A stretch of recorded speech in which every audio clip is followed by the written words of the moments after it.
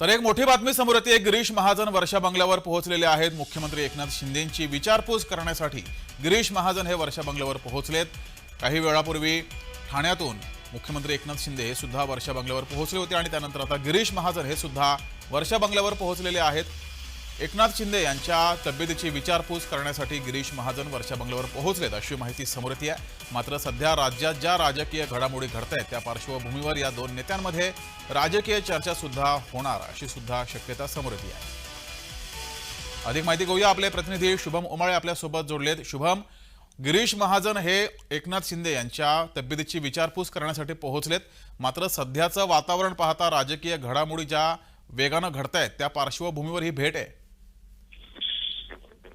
अगदी बरोबर जगदीश, अर्धा तास झालेला आहे। गिरीश महाजन हे कार्यवाहू मुख्यमंत्री एकनाथ शिंदे यांच्या वर्षा निवासस्थानी पोहोचलेले आहेत। खरं तर मुख्यमंत्री हे जे आहेत आता ऍक्शन मोडवर आलेले आहेत। त्यांच्या दोन बैठका झालेल्या आहेत आणि त्यानंतर आता जे आहे त्यांची गिरीश महाजन यांच्यासोबत जी आहे चर्चा सुरू आहे। बंद दाराआड बैठक जी आहे सुरू आहे अशी सूत्रांकडून माहिती मिळत आहे। या बैठकीमध्ये एकनाथ शिंदे, गिरीश महाजन, उदय सामंत आणि केसरकर हे देखील उपस्थित असण्याची माहिती जी आहे ती मिळत आहे। आणि एक महत्वाचा राजकीय संदेश घेऊन जे आहे सागर बंगल्यावरनं गिरीश महाजन वर्षा निवासस्थानी आलेले आहेत।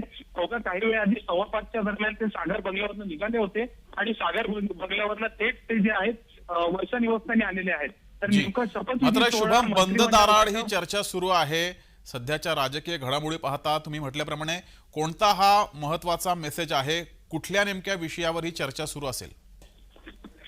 अर्थातच जगदीश, मंत्रिमंडळ विस्तार, मंत्रिमंडळ जे आहे महायुतीमधलं त्यावर उपमुख्यमंत्री, मुख्यमंत्री या पदांबाबत देखील चर्चा आणि याबद्दलचा संदेश जो आहे गिरीश महाजन घेऊन आलेले आहेत अशी माहिती जी आहे वर्षा निवासस्थानावरील सूत्रांकडून आपल्याला मिळत आहे आता। गिरीश जी शुभम, तुम्ही या बैठकीवर लक्ष ठेवून राहा। तुर्तास धन्यवाद दिलेल्या माहितीबद्दल।